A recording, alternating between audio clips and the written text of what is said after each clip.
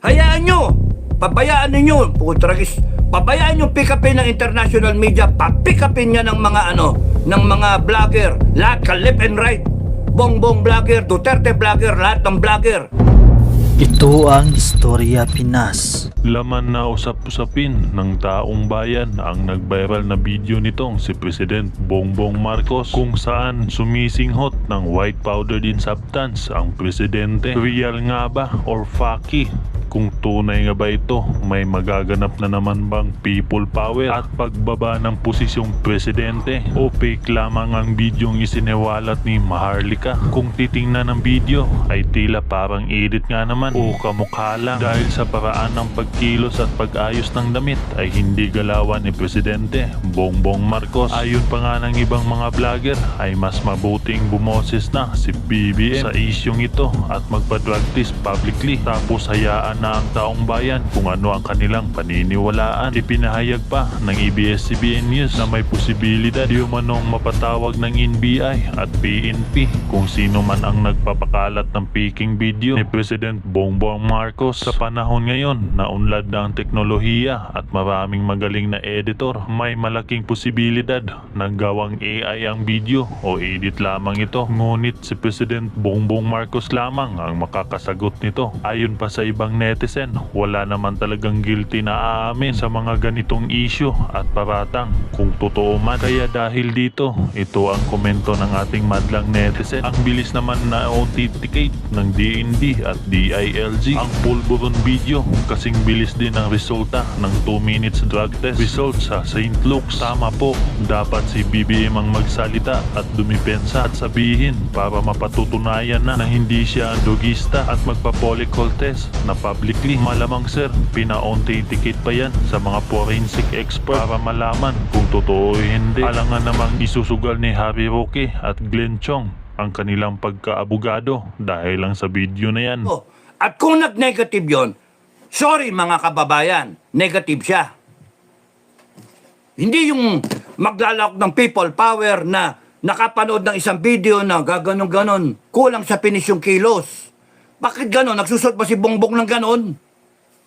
Nagsusot ba ng ganon si Bongbong?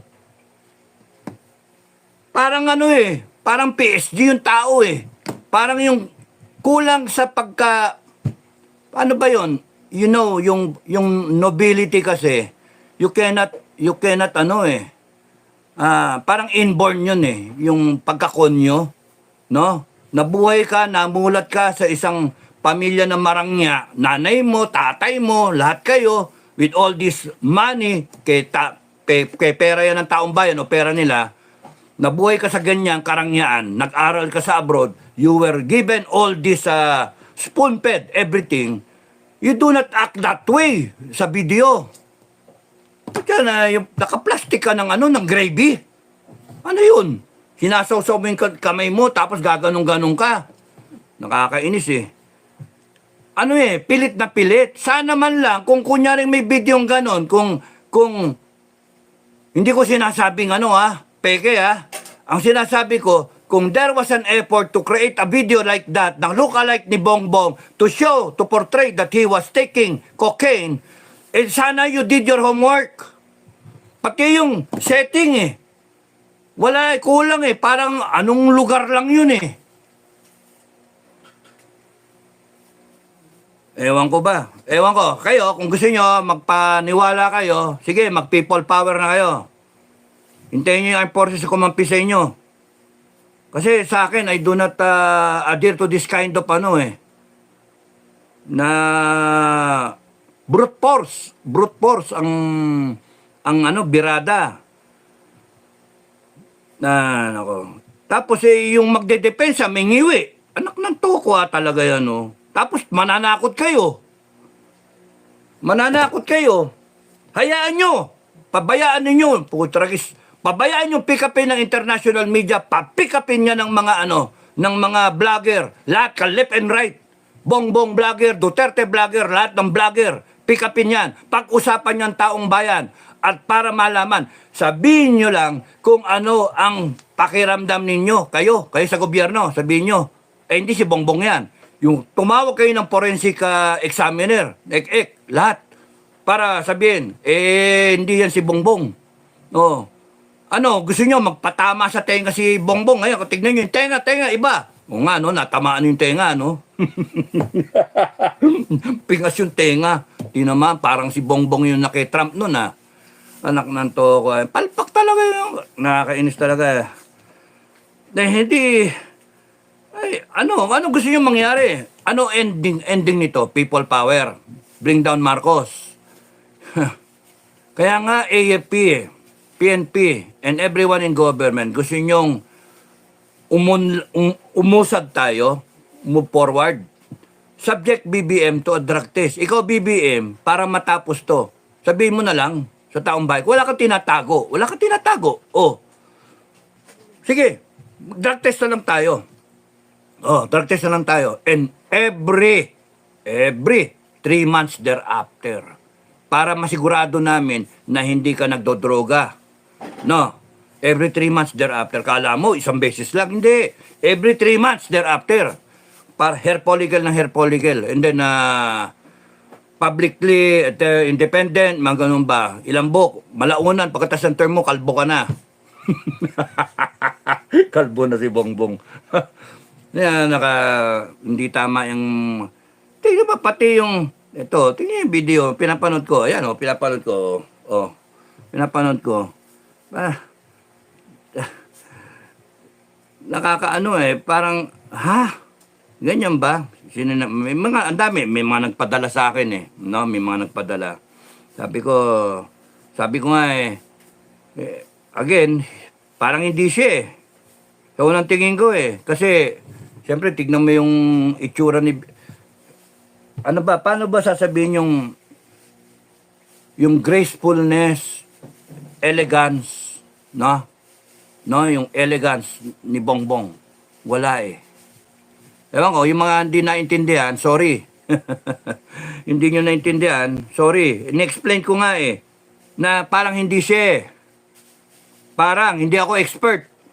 Kaya nga, ang pinakabangkanda dyan, imbis na harangin ng PNP, DILG, makinig kayo, PNP, DILG, General Marbil, may man, ang dapat sa inyo, huwag nyong harangin. Kasi mentras nyo inaharang, lalong naano yung mga tao, tinatago. Dahil lalong naniniwala yung tao na bangag talaga presidente. Ngayon, ang pinaka-the best dyan, hayaan nyo lang.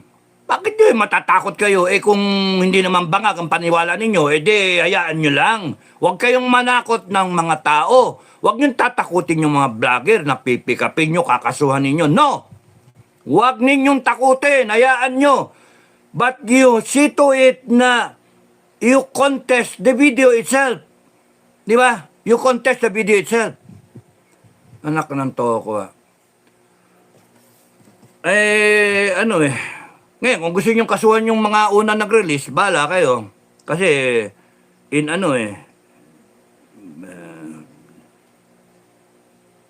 imagine, tingnan nyo yung plastic.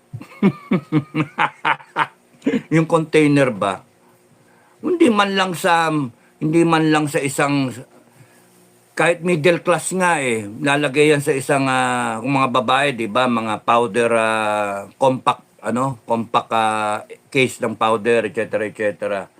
Ito yung plastic ng, mami, meron ba kayo ng lalagyan dyan ng gravy? Yung ganon. Tapos yun, man yan, ang tingin ko nga, lookalike Galing din, lookalike. Yan ang hirap, pagka ang kinokopya mo, hindi rin original. Hindi rin original. Patay na yung una, di ba? Yun yung kwento. Patay na yung original. Tapos kinapikat na lang. Kaya lumitaw itong si BBM na hindi na raw original yan. Yun yung kwento. Yung mga urban legend, di ba? Tapos ito, kinakapikat ngayon yung hindi original. Para kang sinerox mo. Tignan nyo yung pananamit, pare. Tignan nyo yung pananamit. Will BBM wear a collar? Pause ko, Pause. Yan. Pause, tignan niyo yung pagsuot niya ng kwelyo. Oh, ganyan pa si BBM. Nantoko naman, oh. Eh, parang galing Quiapo yung ano nito, eh. Yung, hindi ganyan si, sorry dun sa, kung sino man to, no? Kung sino ka man. Hindi ganito si BBM. Nakikita niya ba magsuot ng ganyang polo si BBM? Yan, ganyan. Oh, kita niya, tignan niya, hawak niya. Oh, parang, saang restaurant kaya galing to? Ay, ilalagay mo cocaine sa isang transparent na I mean, kung ikaw kagaya ng isang anak mayaman na nagbabiolate ka ng batas, alam mo, takot na takot ka siyempre sa tatay mo, takot na takot ka na malaman ng kusino, ay hindi mo gagawin na yung paglalagyan mo ng droga, Tupperware na container ng gravy. Yung sasawsawa ng crispy pata, di ba? Ganon yung yung lalagyan. At saka, the way na play. Ganon yung pag, yan kinamay. Ay, tignan mo yung kinakamay. Oh, kinakamay niya. Oh, napaka-unsanitary, di ba? Cocaine yun. Cocaine. Kakamayin mo. Ay, iba nga, nilalagay na sa mesa eh. Nilalagay sa mesa, tapos credit card pa yung whatever, no? O kaya, nilalagay dito. Tapos, tsaka sisinghotin. Di ba? Ito, ginawa. Tignan nyo yung ginagawa. Oh, ano yan? Parang asin. Walang kapinis-pinis yung sinuksok na ganun. Tantado. Kaya nga, sorry. Sa mga hindi sang-ayon sa akin, sorry. Mag-people power na kayo kung hindi kayo sang-ayon sa akin. Gusto nyo mag-people power kayo, mag-people power kayo. Pero, I'm telling you na be more mature when you look at these things, no? Kasi, ang aking issue dito, it's not really yung physical, no? Okay na rin na lookalike ito, eh. Okay na rin. Malay mo, si Bongbong talaga to, di ba?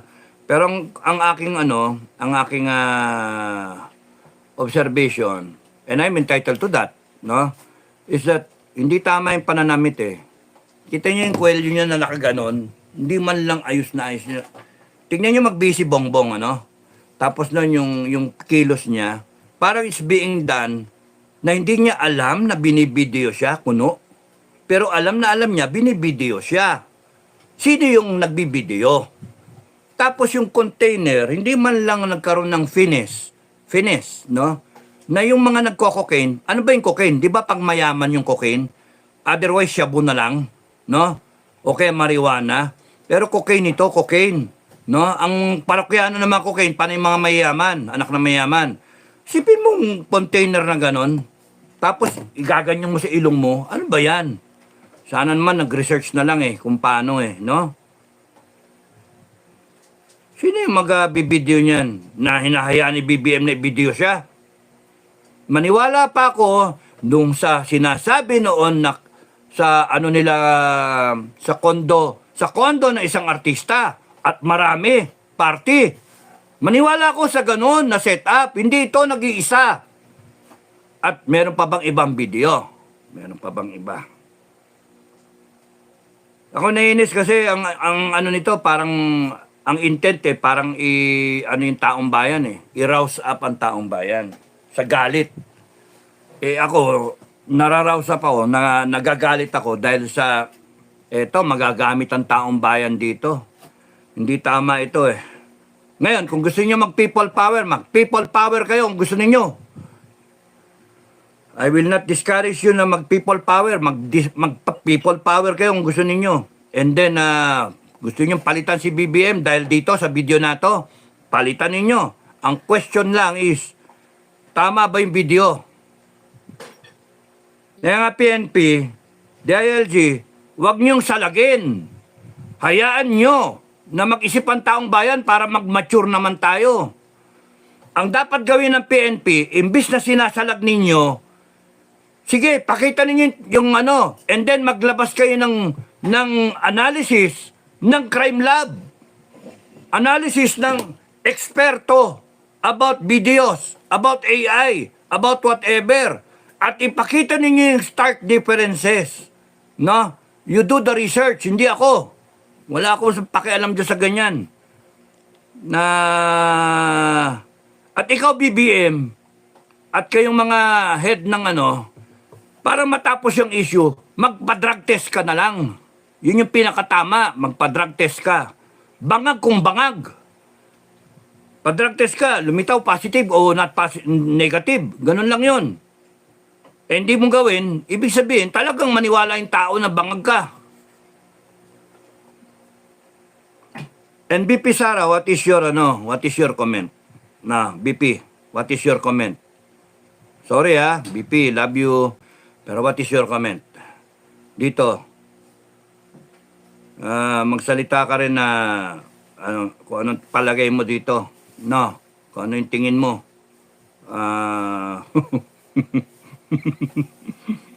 People power na.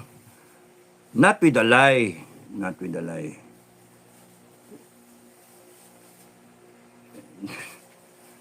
Ano pa yung mga gusto kong tanungin? Dapat ba'y pagbawal or manakot? Ano dapat ang reaksyon ni BBM? Dapat ang sabihin niya ni BBM, magpa-drug test ka na lang para tapos na, wala na di ba?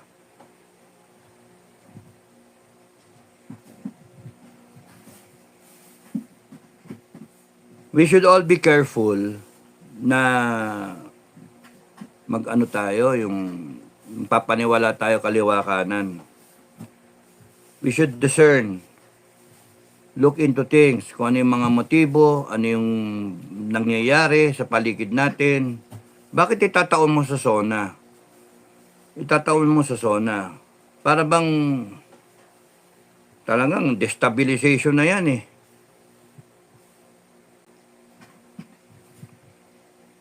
Hayaan mo magsinungaling siya na magsinungaling sa zona. No? Hayaan nyo magsinungaling siya na magsinungaling. Siya naman umuhukay na sarili niyang Ewan ko kasi hindi ako naniniwala doon sa doon sa nakita kong video Natatawa ako kasi nga parang it insults my intelligence. Okay? It insults my intelligence. Pati asawa ko, lahat kami nakita namin yung video. Tinawanan namin. Kasi yung kilos hindi BBM. No, yung tsura pwedeng BBM. So bahala na yung mga forensic. PNP. Imbis na nagsasite kayo ng batas, ang isite ninyo forensic. Sinasalag ninyo agad defensive masyado. Hayaan nyo, if you are confident that the president, your president, not mine, your president is committing something wrong, wag nyo salagin and be the... Kayo pa nagiging conspirator kayo complicit kayo doon sa crime Kung nagdodroga yan, ang pinakamaganda dyan, you verify the evidence.